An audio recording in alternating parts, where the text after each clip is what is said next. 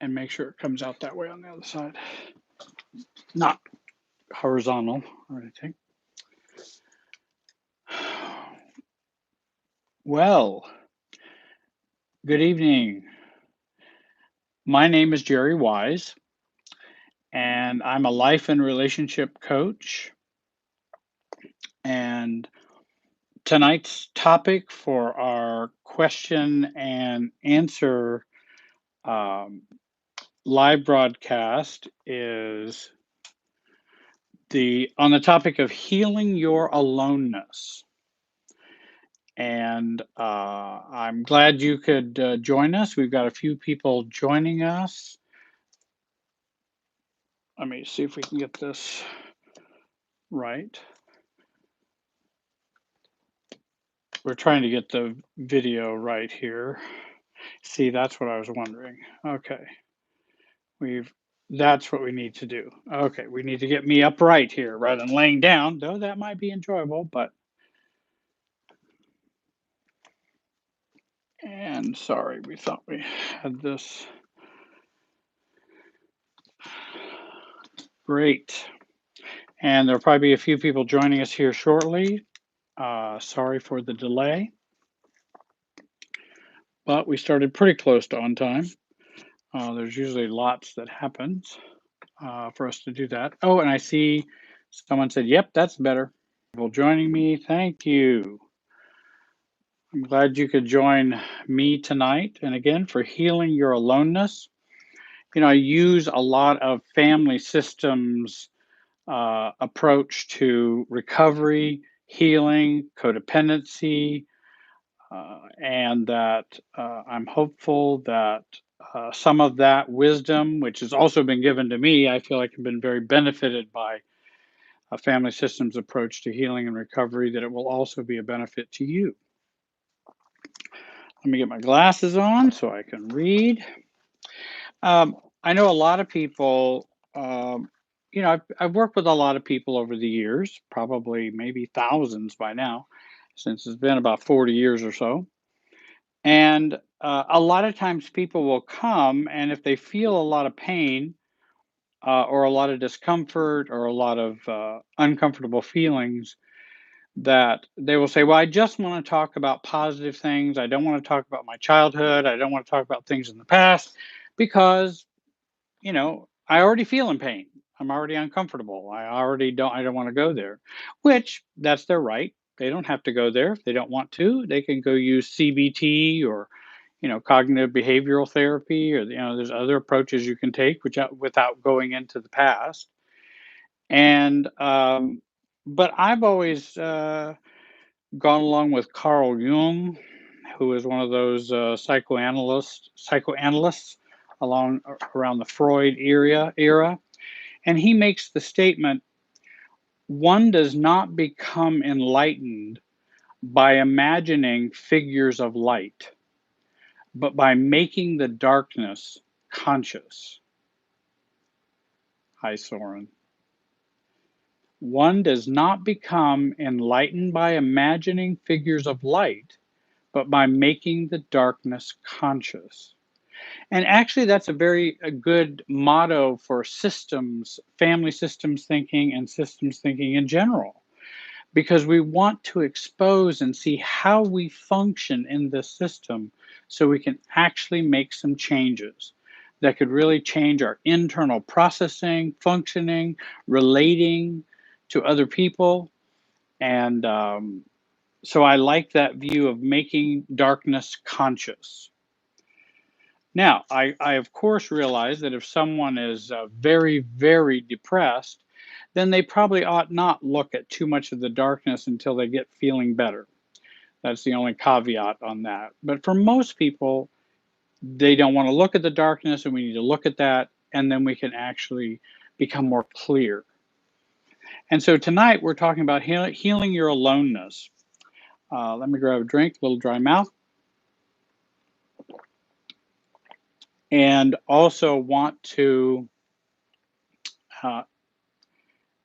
I want to talk about healing your aloneness And I might mention that aloneness and loneliness we might be using interchangeably tonight, but I'm also going to kind of describe the differences between those two.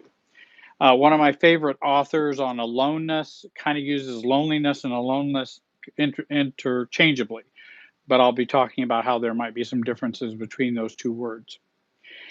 Let's talk about questions tonight. I'm not going to teach or talk as much in terms of teaching because I want to do more questions.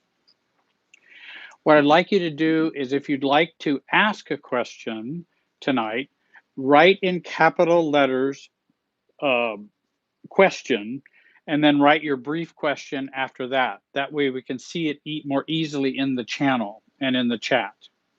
That will help us to identify your question.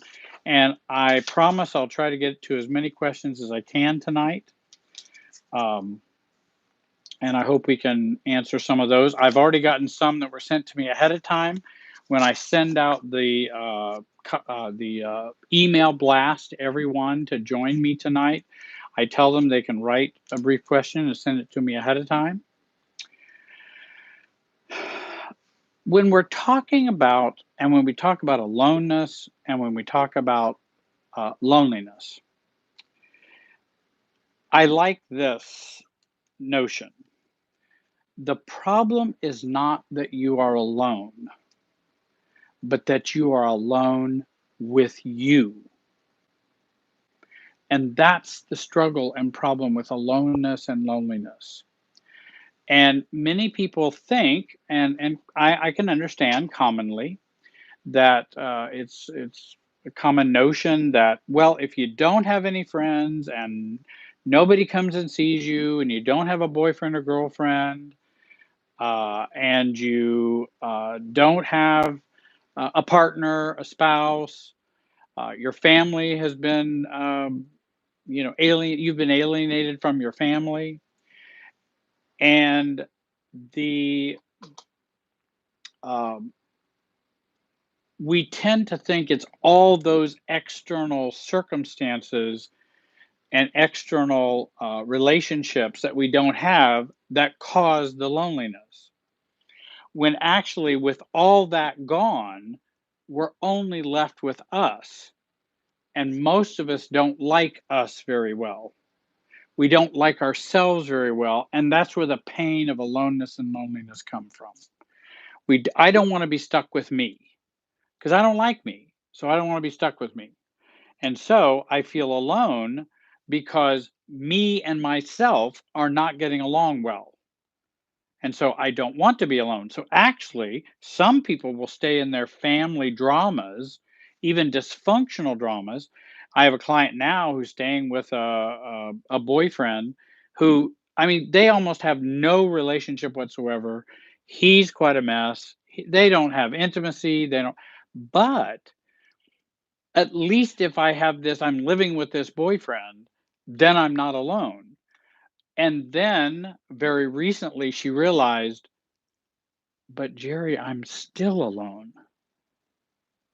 And I said, yes, that's the important point. That even if you're with someone just to not be alone, you're still going to be alone. And so that's where we end up with the boyfriend, the other people don't fix that. Now, I'm certainly not against uh, being with other people, as and I will teach all the time. We want to work on connectedness, intimacy, having healthy relationships. We want all that connection. And my friend in San Francisco, Carol, she'll know who I'm talking about. She's kind of toying and writing with the notion of the 90% life. Zero, 180 degrees from zero is still sick. If zero is sick, 180 degrees is still sick. So we want to do the 90-degree life or self-differentiated life. And the when if we're going to focus on somebody else, we're often not going to focus on ourselves or what we need because we'll overfunction. We'll try to make the relationship work, try to make the other person happy, because if they're happy, then I can be happy. But of course, those are all things that have to do with codependency. Because even if you're not alone, it doesn't mean you're not alone. Even if you have someone who can show you some positive regard after you've overfunctioned so that you can feel loved, you often don't feel loved anyway because you put in all that overfunctioning energy. You've not been yourself, and then of course you don't feel you don't feel loved even when you get it. So if you have to, and as Brene Brown says, if you have to hustle for it, you're not going to get it. You can't hustle for it. And the same thing is with loneliness. If you have to hustle to not feel lonely, you're not going to get it. What we need to do is heal the aloneness or loneliness within us and connect within ourselves. That's what's most important. Um, there is a book I want to recommend to folks, and I want to start off by recommending that. And this book is by Margaret Paul and Erica Chopik. But I really like Margaret Paul's books. And Healing Your Aloneness is where I got some of my material. I also did some research on that. And she's really very good, and I really like her. Healing Your Aloneness and Finding Love and Wholeness Through Your Inner Child. Well, that sounds interesting because, a lot of books on dating, relationships, marriage, they say finding love and wholeness through, healthy relationships with other people. Finding love, marriage, and wholeness by dating better, by being in relationships with people who are nicer or more. And Margaret Paul says, no, finding love and wholeness through your inner child. And that's, of course, what I do when I work with people and coach people is to help them to increase their self-differentiation, help them to increase their self-love, self-respect, self-acceptance. That's going to draw other people who have the same level of awareness. And you're less likely to get hooked up to the crazy narcissist, the borderline personality, the toxic relationship. Because why are we attracted to toxic relationships? Why would we why would that happen? If my whole mind and I'm wishing, "Oh, I want a healthy relationship." Yes, I wanna be close to someone. I wanna be happy. I want them to be healthy and have their life, and we bring our 2 lives together. That's what I'd really like. But when I go out there and date, all I get is, you know, immaturity, toxicity, games, not healthy, not loving, and all kinds of other problems. Why would that be? If my will, I have a will to do the right thing, because as we know, it's not our will that does it. It's how connected are you to you? How connected are you to your inner child? And how grown up is your inner adult? When your inner adult is grown up, your inner child feels loved, accepted, and valued. Guess what?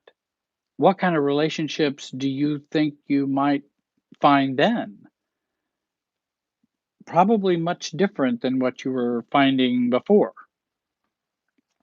And so that work of self differentiation is so important, um, because in some ways, I suppose I'm uh, a matchmaker, a romantic coach, a relationship guide, but I don't need the other person to do it. I just need you, because if I can help and deal with you, that's going to change those other things. Um, Margaret Paul mentions when the adult and the child within us are connected and working together, there will be a sense of wholeness within. Um, when they are working together, or excuse me, when they are not working together or are disconnected because of being wounded, dysfunctional, or underdeveloped, then there's a sense of conflict, emptiness, loneliness, or aloneness. And that's where we find the root of that. So, loneliness is about your inner child. It's not about all the things around you and all the relationships around you. Now, of course, some people have, they have lost a lot of people around them. They don't have a lot of people, family, partners, they have been abandoned or rejected by other people often. And while painful and while difficult and while needing to be healed, it's still not the basis for the aloneness. That's inside us.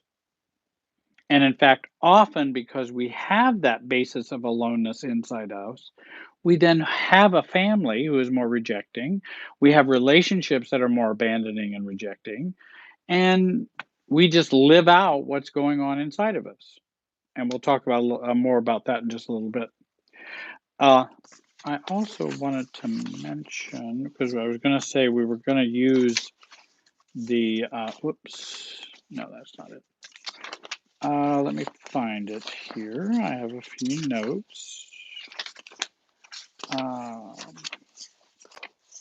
And it had to do, I wanted to kind of talk about aloneness versus loneliness. Oh, and I had it. Well, I thought I had it right here. I printed it off on the computer. I think it's on a page by itself.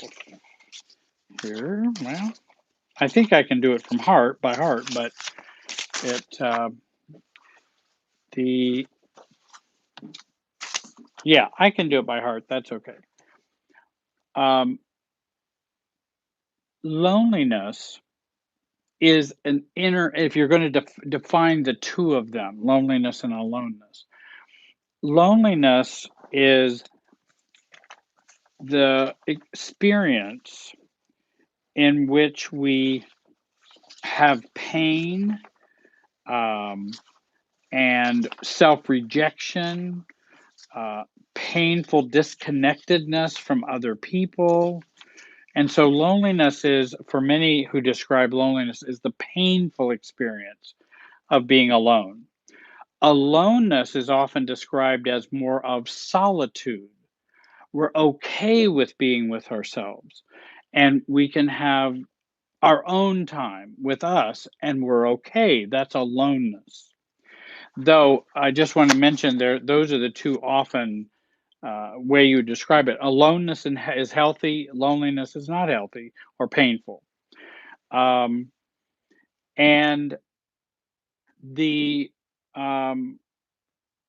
in this video tonight, I'm going to be talking about these kind of interchangeably. But somebody has asked me, how are those two things different? They are, but a lot of times they're used interchangeably. And I see even Margaret Paul in her book says not healing your aloneness or healing your loneliness. She's saying healing your aloneness. So it's used interchangeably. So let me talk about some main points. Loneliness is about your inner child. Stop blaming it on everything that's happened, your husband who left you, your wife who left you, your girlfriend, your boyfriend, your siblings, your parent. That's not where the aloneness started, and it's probably they are only repeating and reinforcing the aloneness that began long, long ago. And Margaret Paul mentions in her great book, healing aloneness and loneliness requires learning from and with the inner child and taking responsibility for all the feelings of the inner child. And that if we can learn from this inner child, we can reduce our aloneness and our loneliness because we're learning to be friends and caring and loving to us. If I've had people ask me, "Well, what's the inner child, Jerry? What do you mean by the inner child? Is that some weird, strange, mystical kind of thing?" Well, we're talking about our inner parts, and there's lots of theories and therapies about inner parts. The inner teenager, the inner adult, there's internal family systems that's popular. Um, and there are other transactional analysis for those of you who remember that long ago. The child, the parent, and the adult. Is it your child talking? Is it your adult talking? Or is it your critical parent talking? And those three parts were very popular for transactional analysis way back when. The inner child functions in the right brain. It's the modes of being, feeling, and experiencing. That's where the inner child is. The inner adult is more the doing, the thinking, the task, and problem solving. Um, so think of inner adult as the doing, think of inner child as the being experience of ourselves. Our unloved, unaccepted, disconnected inner child is carrying around all the loneliness and that aloneness that's painful. When we experience shame, control, abuse, neglect, criticism, hate, lies, betrayal, the inner child disconnects from the inner adult who is not feeling protected by him or her. So, what happens is if somebody is critical of me or shames me, "Oh, you're so stupid, you're such a dope," and this is a parent. Um, this is a parent who is lashing out at their child. And what happens is our inner adult has not learned nor is being modeled or shown what they can do to help soothe and support the inner child. Well, that we take that on into adulthood, and then we have the same experience. A partner or a spouse criticizes us, demeans us, wants us to feel stupid and demeaned in some way. The inner child is attacked in that way, and our inner adult doesn't kick in. It doesn't kick in to protect that inner child. And so the inner child goes, not only does my husband not care about me, I'm not even caring about me, says the inner child. And so that ends up now we have a great deal of aloneness because the inner child's just sitting there with no one on their side, neither me nor the spouse or anyone else who's being mean in that way. And when we feel that loneliness because of the negative experiences we've had in the past growing up, also as we've had as adults, we disconnect from the inner adult who's not taking care of us, not soothing us, not caring about us, not taking care of us, not protecting us. Then guess what we do? We find distractions. Um, the And so we move to those distractions such as approval seeking. We move to sex, love, too much substances, work, school, achievement, working out. I mean, it can be anything that we can move to try to fill that loneliness that we have on the inside because the inner adult's not kicking in and taking care of us in a healthy way. As we try to escape, uh, uh, we have this unbearable aloneness, never realizing connection with others cannot occur without internal connection to oneself. So I have a lot of people out there going, well, I tried to go to this church. I tried to join this recovery group meeting. I tried to go out to the bar and meet some new people. I tried to join this club to see. And so I tried to make connections, but I just never could because never realizing connection with others cannot occur without internal connection to oneself. And if you don't have that, then you can go be with 1,000 people and you're still going to feel alone. You may have a hard time connecting because we need to have that internal connection of inner adult and inner child. Um, the loved inner child can make connections with others. We can move to an I love me and you love me state. An I love me and a you love me state. And that's possible if we have that connection. I don't know if those of you remember Alice Miller and her books. Alice Miller was a great author and a good teacher and therapist. And in her book, For Your Own Good, I see Jillian said, I need an I Love Me jacket. Oh, absolutely. You should sell them. We'll sell them on my website. I Love Me jackets. Jillian, we can make that work. And again, if any of you have any questions, you can write question and then write a brief question. I'll try to help answer that, though I do have a few already to answer. For Your Own Good states, the way we were treated as small children is the way we treat ourselves the rest of our life. The way we were treated as small children is the way we treat ourselves the rest of our life. Now, that's the bad news because it's true. That's the pattern, the emotional field we're connected to, and that's how we experience life out of that. Well, what's the good news? We can reparent ourselves and love and accept our inner child and grow up our inner adult.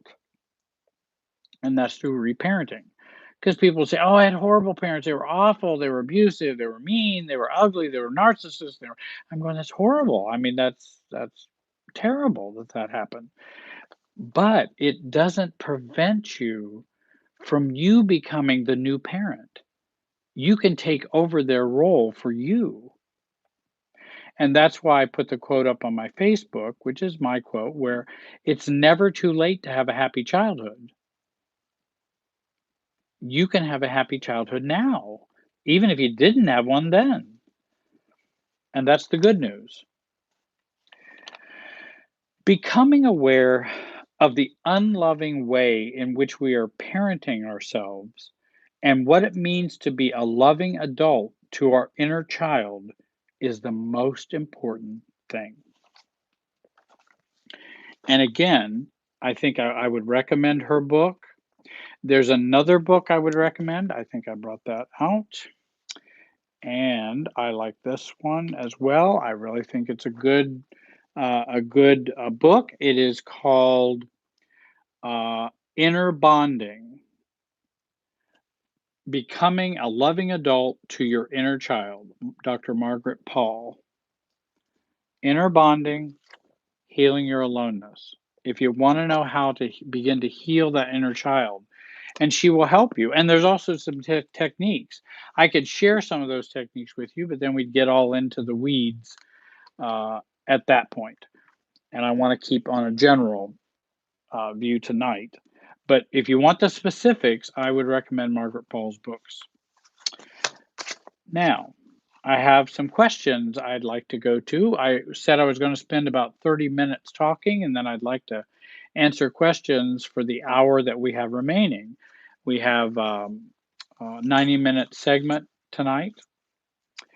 And this question is, do most people feel aloneness, and can you describe what that is? Is it connected to a lack of love and acceptance as a child? Is it normal to want to be loved and want others to be happy with you? Um, I don't think that's abnormal at all to want to be loved or to want others to be happy with you. It's just you can't make it a need out of our dependency needs. That's where it's going to be a problem. In other words, I'm not okay if you don't love me. I'm not okay if you're unhappy with me. That's where it becomes a problem. What I found is, and how would I describe? I remember a long, long time ago and working on relationships. And when I was a pastor, I used to teach seminars to singles about friendships and about relationships as singles and what are the dynamics behind that. And of course, they were always asking, well, how do I how do I find a partner? I can't find a partner. I can't find somebody to be with. Well, that's because you haven't found yourself. You don't look for a partner first and then try to find yourself. Uh, you look for yourself and then find a partner. That's going to work out a whole lot better. And that if you're looking for love, if you're looking for others to be happy with you, to make you happy, that's going to be a hustling and a chase and a work you're going to do the rest of your life. You'll never be done. And actually, sadly, you'll never get what you want. But again, I want to answer this person's question that certainly it's normal to want to be loved. Oh, I know. And years ago, I didn't know how to love someone else. And so I thought, well, love means I just overfunction. Love means that I just do for other people, and I hustle with them. And because that's the only thing I knew to do, so I'll do that. It works sometimes, didn't other times, but it doesn't work in terms of it sticks. It doesn't stick. You just have to keep doing it because it's a bucket with holes in it, and you keep pouring water in it, acceptance, love, other things, and it just flows right out through the bottom of the bucket.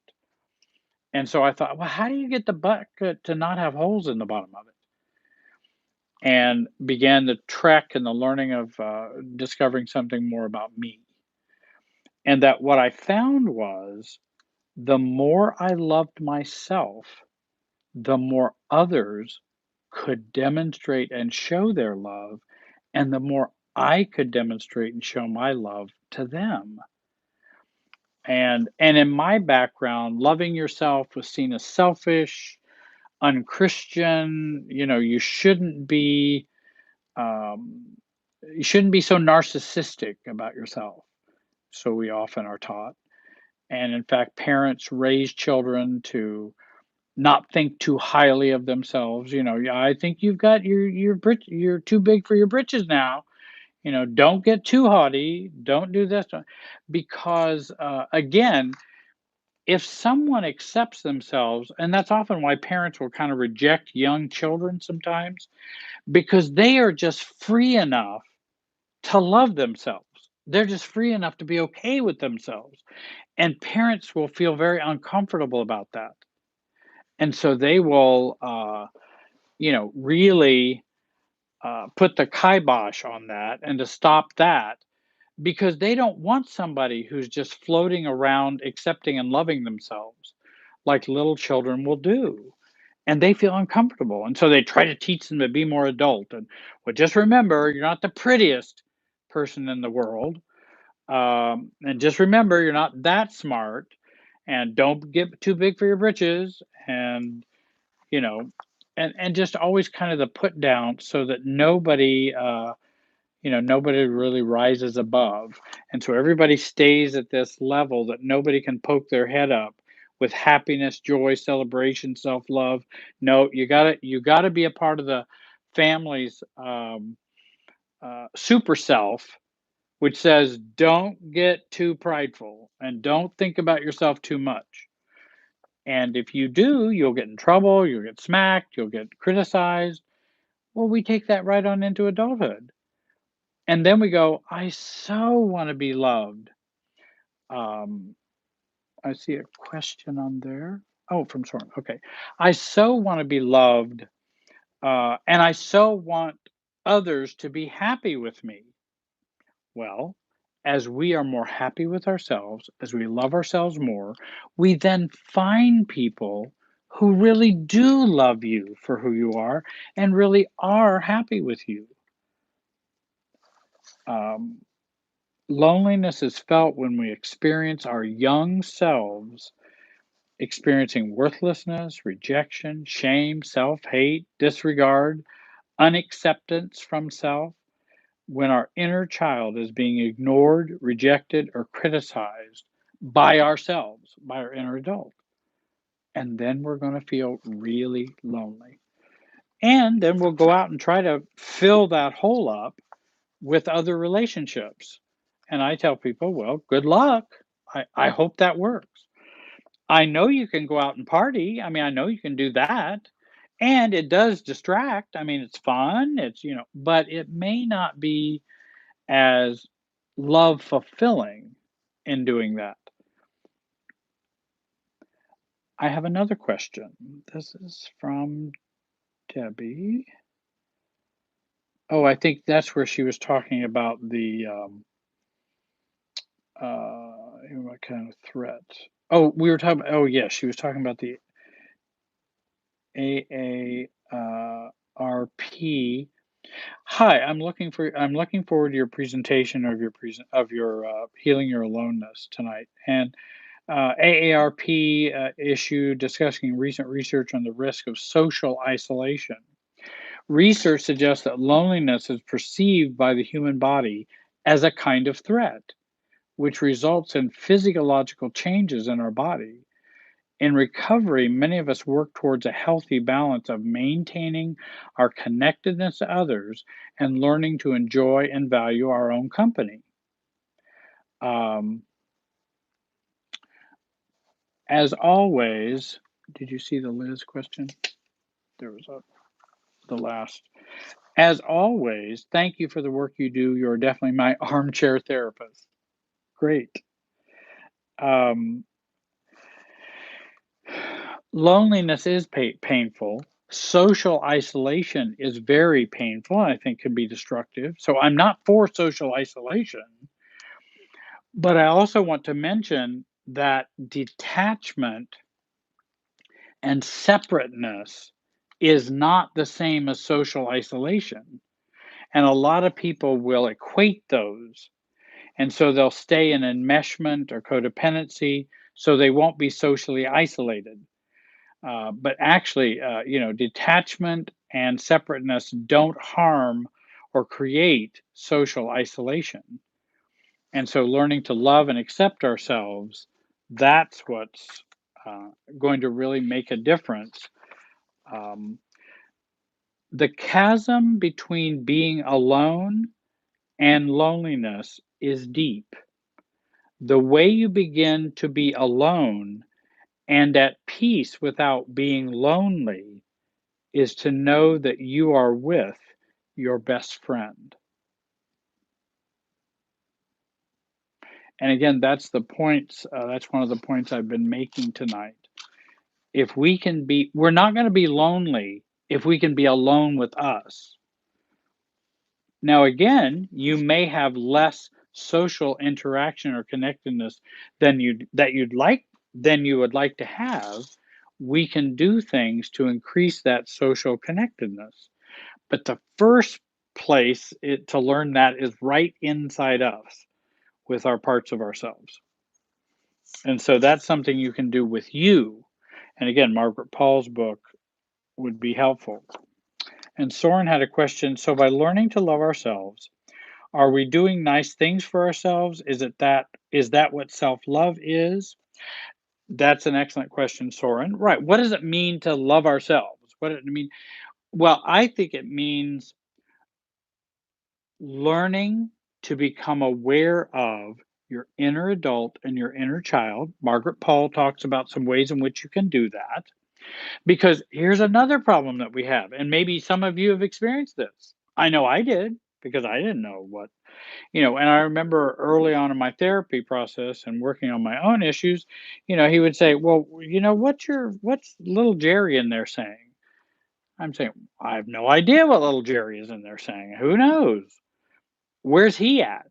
What are you talking about? I'm an adult." "Well, you have an inner child and, you know, what, how does he feel about what's going on? Or what is he feeling right now?" "Well, I have no idea." Come to realize I had blocked him out for so many years and had been critical, unprotecting, unloving, uncaring about him. He wasn't ready to talk yet. He wasn't ready for me to be aware of him and to notice him, because even within me, it wasn't a safe environment. I wasn't safe for me. And so you can begin to reverse that work by starting to make yourself more safe to your inner child. Um, the and making it safe can be telling your inner child, "Hey, I don't hear anything from you right now. That's okay. You don't have to talk. You and I haven't talked for a long time, and I've probably been pretty rough on you and haven't protected you or cared about you. So why don't I be patient and listen, and spend some time listening, whether you talk or not, inner child. I'm going to take some time to listen, and when you're ready to um, talk, then I will hear what you have to say. And I'm not going to reject you. I'm going to be a comforter, a soother, and a good caring reparenting person for you. You can begin to trust me, because we haven't really trusted ourselves. And so many people have trouble with trusting other people. Guess who they trust the least? Themselves. And so, if we can learn to trust ourselves more, we then have a greater ability to trust other people.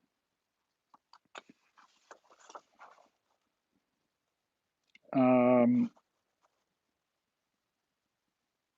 I'm not sure I understand that question. Uh, that's okay. And Liz, maybe you can ask that again. So you are burnout from being alone or all the past dating?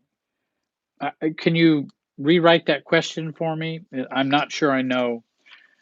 Are we burnout from being, or you yourself, or somebody else, or what? Maybe you can describe that for me a little better, Liz, and I can take a crack at it.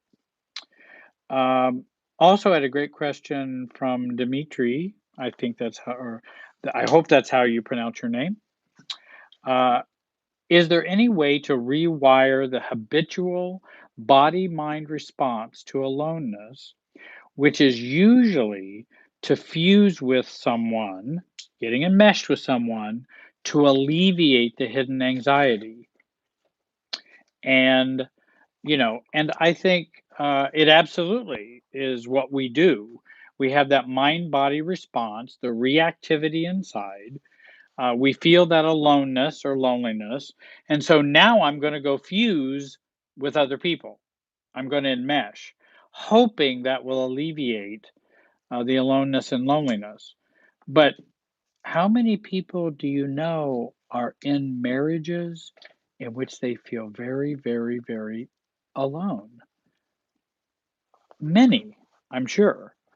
Um, that just because you're married doesn't mean you're not alone, um, or feel alone. And so the key thing is that we um, work on alleviating the reactivity so that we don't try to act out the hidden anxiety. And I have a video you might want to watch, Calmness is Everything.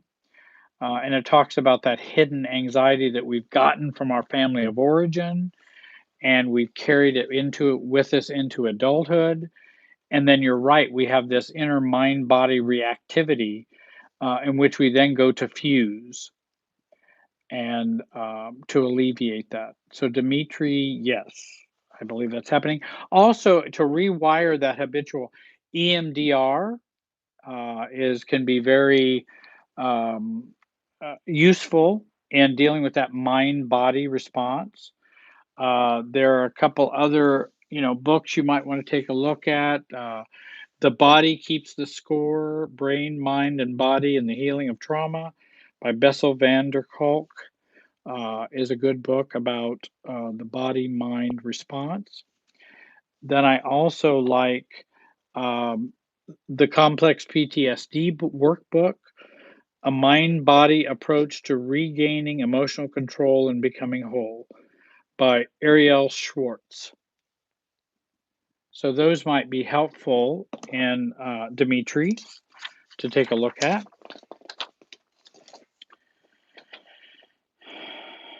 Ah, yes. And Tricia, I do have your question here. Let me see if I can find it. That's a great question. Oh, I thought I had it. I thought I had Trisha's. How do I? Oh, no, here it is. Well, this is. Wait a minute. Well, it's kind of a similar question. So I'll answer both Patty's and Trisha's question. Um, uh, Patty from Florida, which would be nice to be in Florida, hoping to be in Miami maybe soon. She writes, "How do I get other people to unmesh with me so I can be more uh, can be alone more without being too distant or too rude? They seem to think it's the thing to do." Well, first of all, it is very hard to get people to do anything or to change anything. That's for them to change or to work on.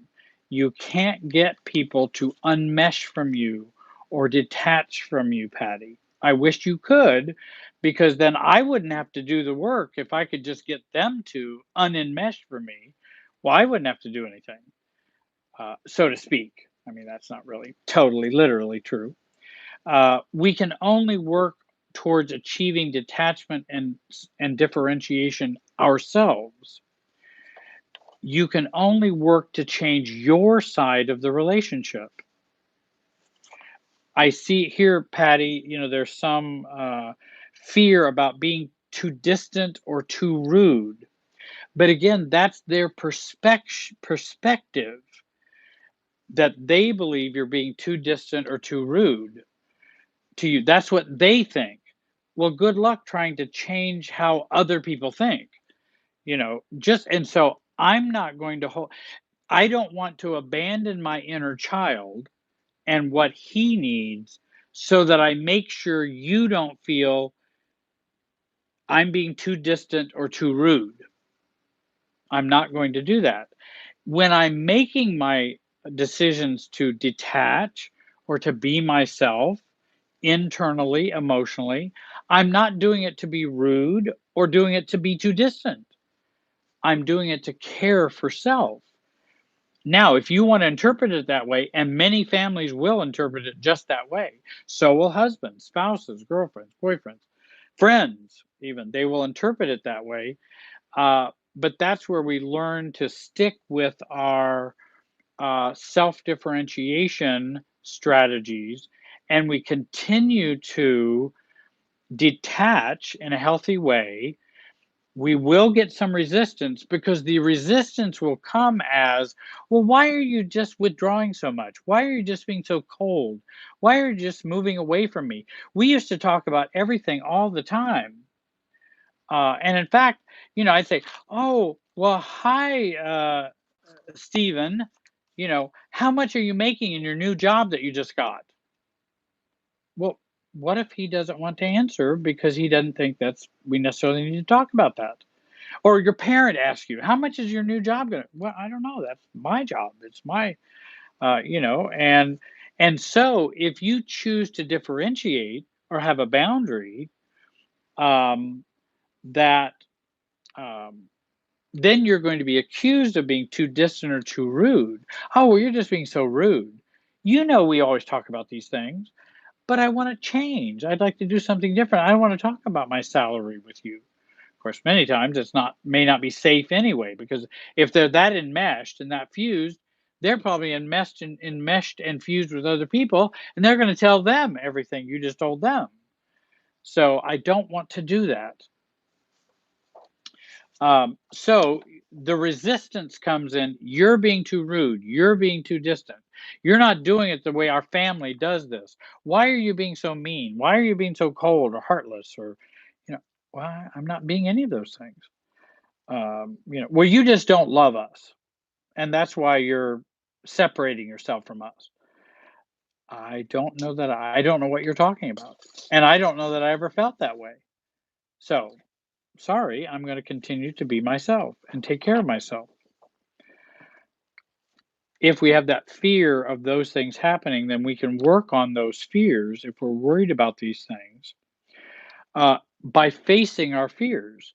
And one of the best ways to face your fears is to use the magic wand approach. And the magic wand approach would be to wave a magic wand and decide I'm going to be have the relationship that I want to have with them, as frequent as I want to have them with them, in a way I'd like to have it with them, regardless of how they feel on the other side. This is the way I would like to do the relationship. Your mom and daughter, mom wants to come and she wants to have lunch with you every Friday. Well, you may not want to have lunch every Friday. And so now if you say, well, mom, I just don't know if I want to. What? Why aren't we having lunch on Friday? We always have had lunch on Friday. For the last 10 years, we've had lunch on Friday. Well, I'd like to kind of change that up. Oh my gosh, what's wrong with you? What are you doing? Have you gone and seen some therapist or some coach like Jerry Wise or something, and he's giving you bad advice? Um, and that they will be accused of that.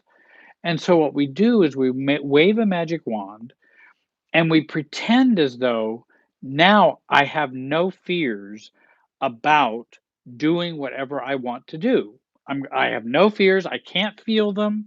I can't do anything but what I would like to do, regardless of what other people would think or feel, or criticize me, or resist. And then we ask, now what would be the downsides? If I had no fear, what would be the downsides? What would happen that would be bad? Mom would get upset about not wanting to have the Friday dinner every time or go to Christmas when she wants us to have Christmas. They would be upset. They would be critical of me. Um, what are they going to do to me? Uh, are there some real consequences that would occur that I fear? Would I also fear, but if I stand up to mom and if I do that or stand up to dad, then he's not going to love me anymore, not going to accept me, and I'm still holding out the dream that I will have the mother or father I always wanted. Um, and so I have to give up that dream to be able to be self-differentiated. Well, who wants to give up that dream that we're one day going to have the parents we always wanted? That's a hard dream to give up, or the family we always wanted, or that's a hard dream to give up. And so we don't give it up. And then we have all these fears that occur. If we're willing to give up that dream, we can then operate in a more adult, self differentiated way and feel calmer and, and better in the relationship. And we've had some other questions. Oh, yes. And Joan writes, do you think it's like we have to learn how to integrate the child self and the adult self? Absolutely. They have to learn to love, care, and connect with each other. And when we don't do that, then it's going to be a real problem. So if we've grown up in a child, as an adult child of a narcissist, grown up in a narcissistic family, then our inner child and our inner adult gets ripped apart. The inner adult doesn't know what to do, even though I know as a child you don't have an adult. But that executive function, the left brain function of us, gets disconnected from the right brain function of us, and so we end up with this disconnection with ourselves. Then we become adults. We still have this disconnection, though we're not children anymore. And so we have to relearn that. And that's where the reparenting happens. And again, inner bonding, which is exactly, Joan, what I'm talking about, that inner bonding is how you begin to heal that. Let's see. This is a hard question. Now they're going to give me a hard question. How do we how do we heal from self-abandonment when you suffer from severe loneliness? Well, self-abandonment and loneliness are sister feelings. They're very closely aligned. Um, and that, how we heal from those, and if we have both of those operating at the same time, then one of the things you're going to hear me say, we probably need to get a guide, we need to get a help, we need to get someone we can connect to that can be an anchor for us. And so that anchor, whether it be a therapist, a 12-step sponsor, a good friend, who can be that anchor for us, can help us as we begin to deal with self-abandonment. What I also find is self-abandonment creates so much loneliness. So working on that self-abandonment and turning that around and going, wait a minute, I want to work on my self-abandonment first. And I want to focus on, in what ways am I abandoning myself? How do I keep giving up on myself? And you can begin to journal about that and begin to write about that. And in what ways maybe do I not abandon myself? Because most people who have self abandonment doesn't mean they self abandon all the time. There are times they do things for themselves. Maybe they feel lonely, isolated, very critical, very negative, but yet they like to do quilts and they love doing quilting. So they set up their quilt in their extra bedroom and they work on quilts. That's not self abandonment. That's going and working on something you enjoy and you love. So there's one foundational brick. Let's try to find some other foundational bricks that we can use to heal the self abandonment, which will help with the loneliness. And then Soren asks, what's the distinction between being alone and isolation? I didn't catch the difference, but I'm sure there is one. Well, now you're asking tough, tricky questions, Soren. For maybe somebody has a better pay grade than mine or smarter than me. The certain being alone is an inner state, not an interstate highway, but inner state. Being isolated is an external state. And there's, just for example, narcissistic families will purposely isolate from the scapegoat, and they will isolate from them often, and they can be positively connected in a critical, mean, rejecting way, and they will also isolate from them. Smear campaigns are an attempt to create isolation for the victim of the smear campaign, the target of the smear campaign. So that's what the purpose of smear campaigns is, to create isolation. I can do something about my own life's isolation.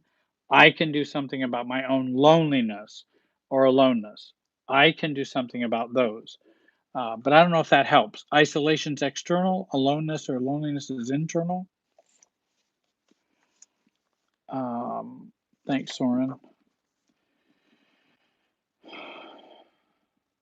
Okay. Annie asks, if I get the PTSD workbook, would I need to analyze my answers results with a counselor? I certainly think it would. You don't have to. This is a book that you can do on your own, and you can look at your own answers for insight, etc. And but it also can be very helpful to use a guide, a coach, a counselor, a sponsor, someone that you could read your answers to and get some feedback. And that would be really helpful, I think, um, in that process, Annie. Now here's another, I think, good question. This is from Jessica. Jerry, I have limited contact with my mother, who is a narcissist. I have no contact with both my narcissist sisters. In turn, I have no contact with my nieces and nephews. I do feel lonely, but I know there's no other way to handle my family situation. I didn't like myself when I was being abused by my family, and I still don't like myself for having to go no contact. Any advice would be appreciated. If you notice, what was common for both of those was I didn't like myself. I didn't like myself when I was being abused. I don't like myself for going no contact. Working on liking yourself would be very important. Also, if we go no contact, uh, I don't, how do I want to say this? In some ways, it's like this. If I go no contact with family members or other people, going no contact in my way of thinking in a self differentiation way is I'm not choosing to go no contact.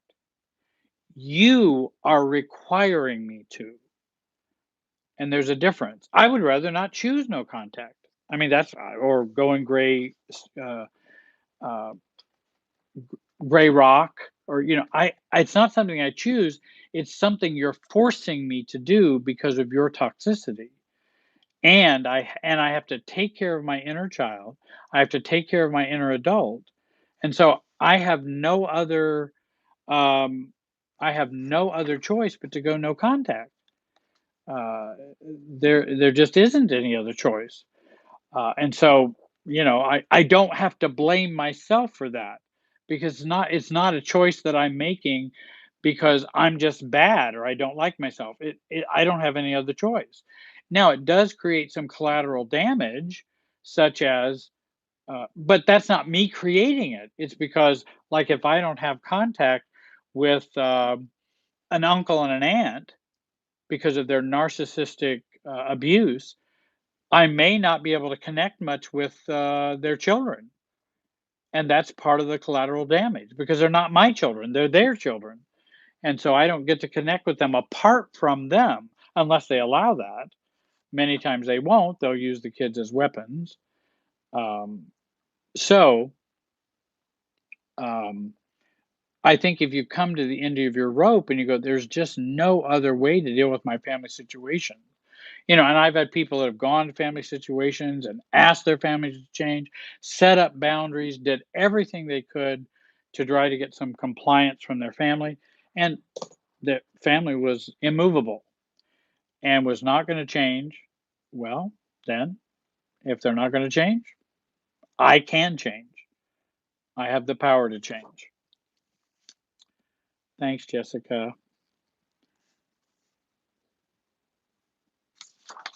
And I guess the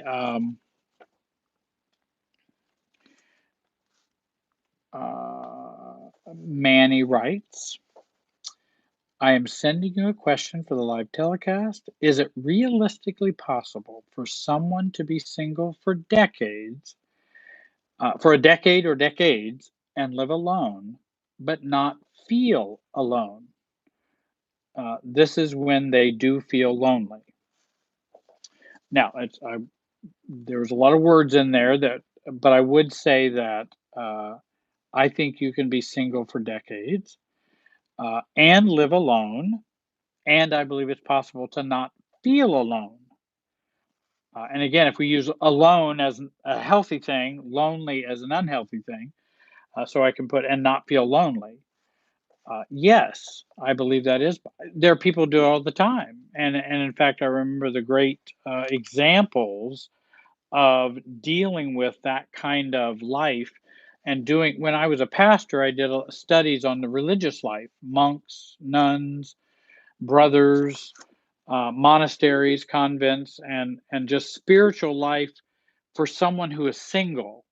And how do you deal with being alone and not being married and not having, and there was a lot of good wisdom in those writings, and that they were able to find joy, love.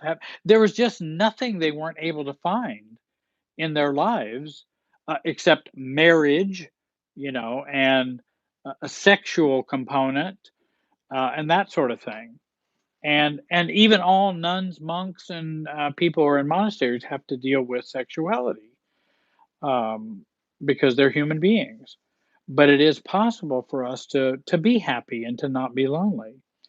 And we do that by filling our life with us, with you, with others, with friends, with interests, with self-care. We have to work on reducing self-rejection, self-abandonment, and then of course I think a lot happens if we feel lonely. There's a lot of fears and anxieties, which really makes the loneliness so much harder. There are a lot of fears and anxieties. You can make your own home a place for people. You can bring people in, or go out with people and enjoy. Learn to become more open with people. I know of friends who are more open with each other than with their own spouses. So don't tell me marriage just makes it all everything's close and open and authentic. No, no, it's we can choose to people we can be authentic with and open with. And it doesn't mean it's our spouse. In fact, many marriages I think happen that way. And so working on fears and anxieties are important. And also making memories with friends and beginning to build some friendships through support groups, 12-step groups uh, can be of help. And it's even okay to focus on your vocation. Now, that's a little different than your job or career. Why are you here? You know, why are you here? What are you here to do? Who are you here to be? Whether you have a Christian perspective, a spiritual perspective, an Eastern perspective, Muslim perspective, whatever your perspective, why are you here? What are you here to do? And I've always believed in that type of spirituality, that it is larger than me and it transcends beyond me. And what am I here for? I don't think I'm here to transform the whole world. I don't think that's going to happen. I don't think I can even do that. Uh, but I feel like I might be here to maybe transform a little bit of it, and that may be the best that I can do, and that's fine. What am I here for? Who am I here for? And asking those questions about our vocation in life. Why do we feel we're here? And what purpose do you have? How can you serve a purpose that's within you? Uh, Thanks, Manny. Ooh, how much alone time is too much? When does it become selfishness and antisocial? I feel the more I'm alone, the more I like it more than being with people, Trish says. Is this unhealthy? Well, but that's sometimes a hard question. Um, I believe your preferences are very important. Some people have a greater capacity or are gregarious and want to be with others more. Some people might be more introverted, though that's not, I don't mean an unhealthy introversion, but they're just not as socially energized by that. The introvert, when they interact with other people or society or social events that that can be draining for them. But they do it because they want to have interactions with other people. And then those who are extroverts, when they interact with other people and in social situations, they are energized by it. So different people have energy and lose energy depending upon social connectedness. So every person is individual. So I'm not sure I know, and maybe I haven't thought about this question well enough, when it would be too much. I think it becomes too much if you stop being yourself. Um, and when does it become selfishness? Well, I don't, the or antisocial. And that might be a good question to ask a therapist I mean, about you particularly, a therapist or a coach. I have some ideas about that, but I don't know. I'd probably want to think about that a little longer so I don't give bad advice. Um, and I can understand some people do feel more, the more they're kind of alone, the more they like that more than being with people. Some people have pets. Some people enjoy that company and the unconditional love that they get from their animals and their pets, or doing quilting, or doing they just really, really enjoy that, and it energizes them. But we are kind of human beings, and I think in general kind of made for a social connection in some ways. What is the healthy balance for everyone? I don't know. I'm not sure I can give that answer, Tricia. I hope that helped a little bit with your question, Trish. Yes. Oh, and somebody asked about the book names. We have Complex PTSD Workbook is one book I shared. Another is The Body Keeps the Score by Besser van der Kolk. The Body Keeps the Score. And then the Margaret Paul books of Inner Bonding by Margaret Paul. And then we have Healing Your Aloneness by Margaret Paul and her other co-author. So those are four of the books I know I've mentioned tonight. Somebody asked me if I would review those. Um, Gwen asked, "What if you what if you disdain for the feelings of your inner child because you were told your feelings were bad by your parents? After all, they were immature feelings." The We do have, all of us have grown up with um, probably some negative perspective of our inner child. We all have some brokenness because no parents are perfect. There are no perfect parents out there. And as a parent myself, I was not a perfect parent. It just doesn't happen. I wish I would have been. I wish my parents would have been perfect parents. They were not. And in fact, I'm a product of probably four or five generations of some difficult parenting. Um, and so I grew up learning, or having some disdain for my inner child. Then I end up learning from them not to like me. That's what we end up learning. And if we're told that our feelings were bad, why are you feeling that? That's stupid. Um, if and if someone said, "Well, mom or dad, I just feel hurt." And they go, "Well, you just need to grow up and accept that life is yada, yada, yada, and stop that silly feelings stuff." In fact, I saw a mother with a child, even it was at the airport, as a matter of fact, and she was really giving her son a really hard time, who was crying, he was upset, and she was just not going to be empathetic. And I understand how parents can be overwhelmed, and I'm not blaming her for being an imperfect parent. Um, the Because she could have been having a bad day. Maybe he's just been really troubled all day. I know you can get tired. You can get, irritable. So I'm not really blaming her, but I also know with the kid, he didn't know what to do with his feelings. And in fact, she ends up kind of smacking him several times to make him stop crying. Well, what's going to happen if you get smacked several times to stop crying? You- You're going to cry some more, or you're going to get smacked enough that you're going to hold it all in.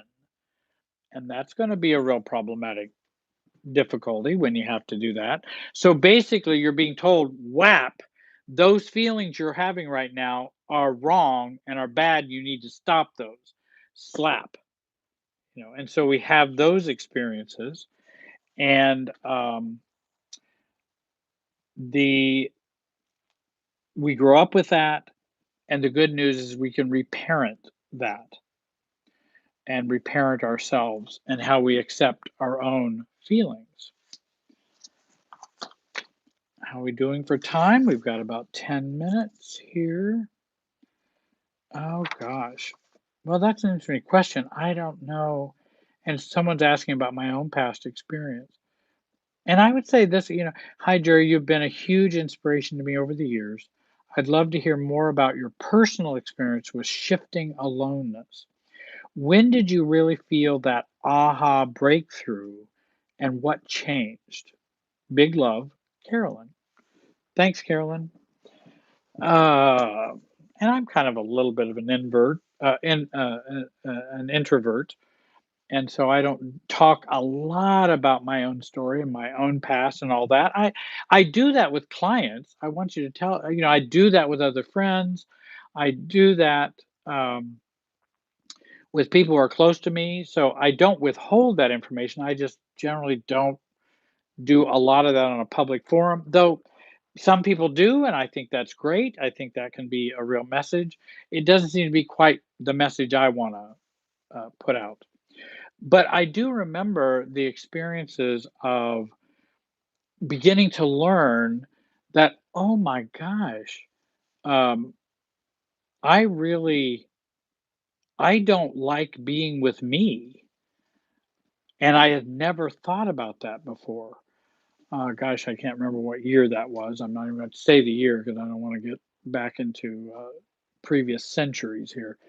Um, the but I remember the time starting to learn about loving myself, and just began to realize how much I didn't.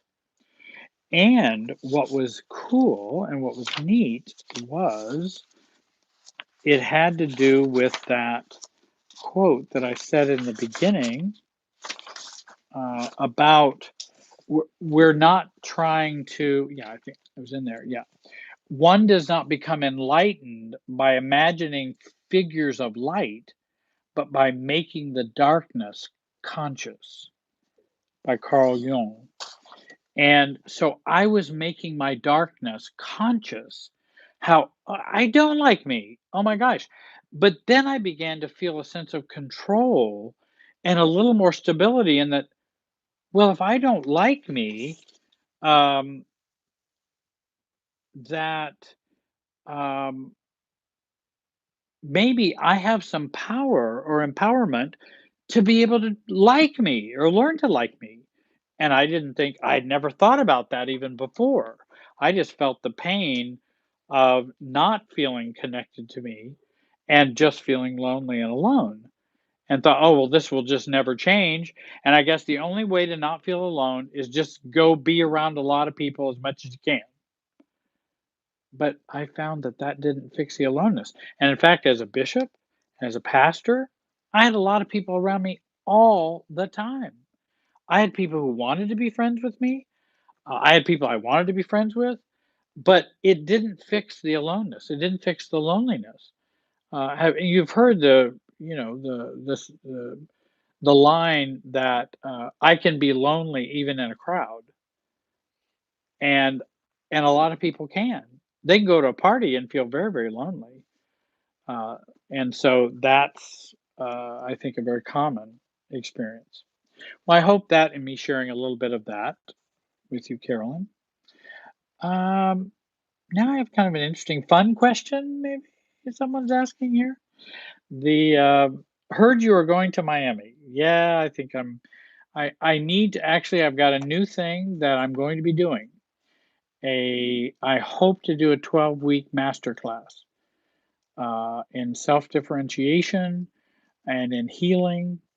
And I would like to, and I need to go down there. I'm going to work on the different modules and components of that course so that people can be helped by that. So I'm going to be working on that probably even this month or the next. And I heard you're going to Miami. I was going to go to Miami. I also have some clients down there that I can see. And of course, it's never too horrible to be in Miami during the winter here in Indiana. That's always a nice thing. You said I have 3 semesters and I'll be a registered nurse. I'm searching for a place to move. Is Miami a nice place?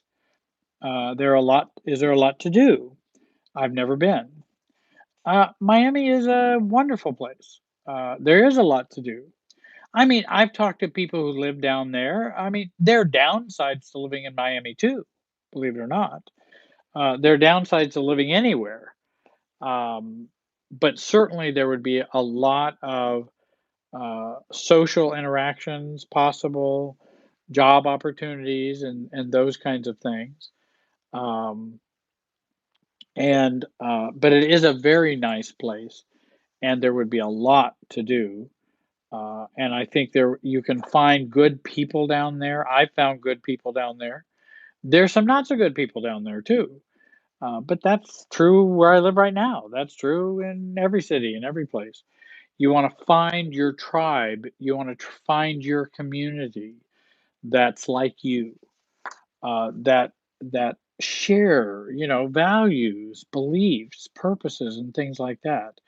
And you can find those in Miami or LA or Kansas City or Denton, Texas, or whatever city you go to. And I think, yeah, Trish mentions, yeah, Miami can have a lot of crime in it, and it can, but big cities have crime. That's true for any large city. Um, there's some beautiful places to live in. What is the North Carolina? The two twin cities. Ah, shoot, I can Salem, Winston, Salem. I can't even think what it is. There's some nice, livable places in North Carolina and South Carolina. So there's places to go everywhere, and I hope you go down there and visit. Go and visit and see go to some middle class places. I don't know, maybe you're wealthy, maybe you're poor, I don't know. But go visit some places that would be more in line with your own social, economic, and how you would be living, and see if you could find some neighborhoods that are like that. And that could be a way you could check out Miami. I'm looking forward to going down there and staying and maybe looking over the ocean a little bit and writing out some videos that and Coral Gables, yes, that's a lovely, lovely place. In fact, if I'm not mistaken, LeBron James lived there. I think I saw his house down the street when I went to Coral Gables. Um, so we did that one. Let's see if there's Um, well, I might mention just a little bit of this one. Having become aware, this is Stephanie, of my tendency to attract toxic people and the devastating effect and havoc they have, I have decided and accepted that it is safer to be alone and that it is okay. And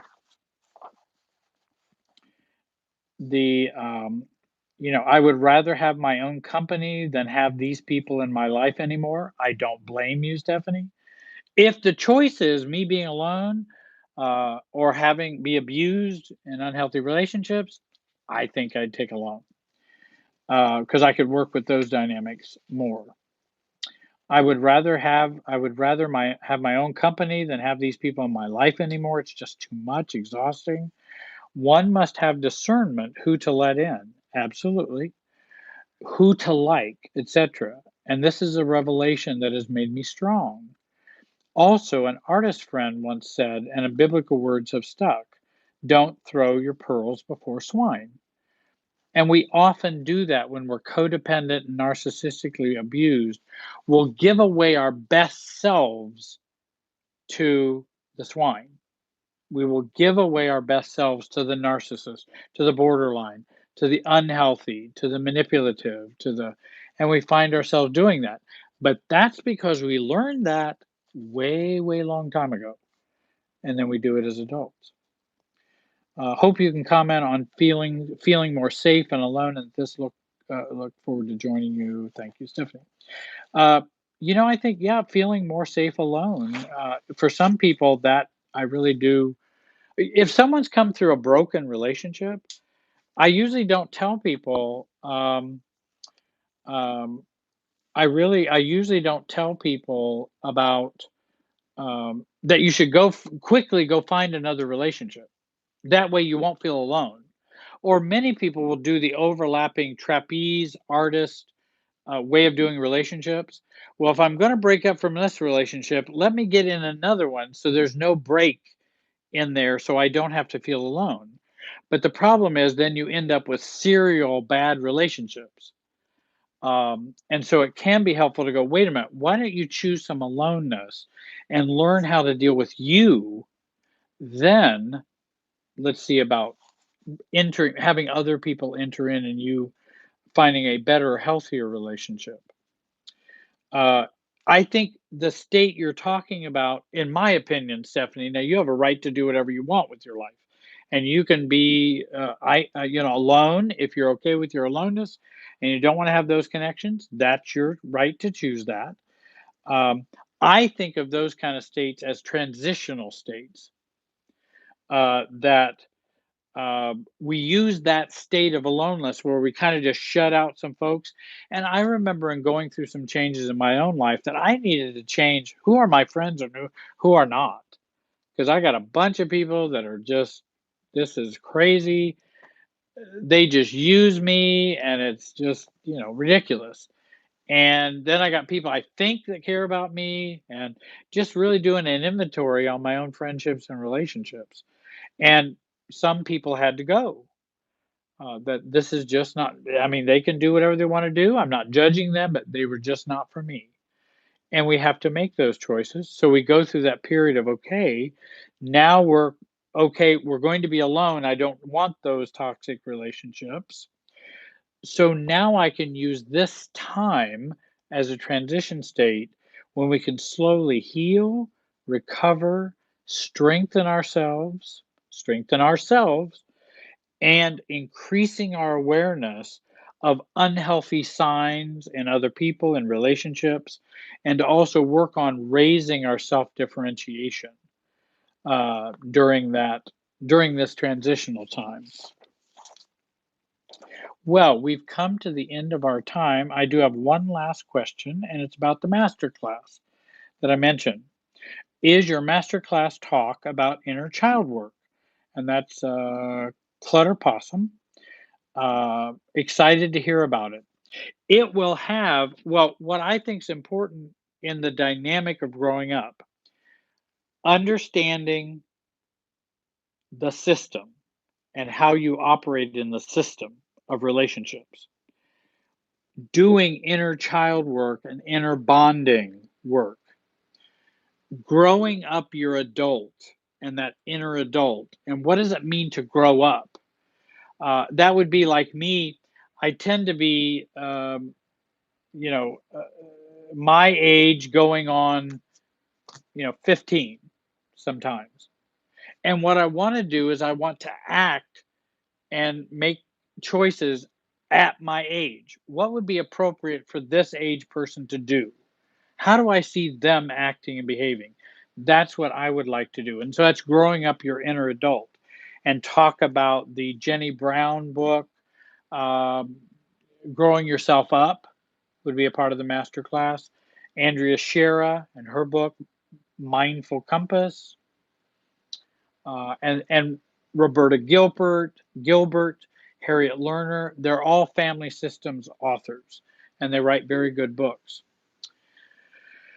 Well, we've come to the end of our time, and it's been, I hope it has been a help uh, to some of you, and you've gained some information tonight. I certainly appreciate you joining me tonight. I really hope you will find me at www.jerrywiserelationshipsystems.com. You can find me on Facebook with the same name, Twitter, and I'd like you to subscribe to my YouTube channel, which is Family Tree Counseling. Oh, Jerry Wise Relationship Systems. This channel that I'm on tonight as a guest with Mark, from Mark and Renda, is Family Tree Brand Life Coaches. I hope you'll join their channel as well. And if you'd like information or like to know more about working with me, send me an email. I'll have my information up for you to contact me and reach out to me. You can also reach out to me through the website. Again, I appreciate your patience with listening to me for a long time, and you've been kind to do that. I hope tonight, us meeting together, was a help to you. I appreciate it, and I hope you have a great night.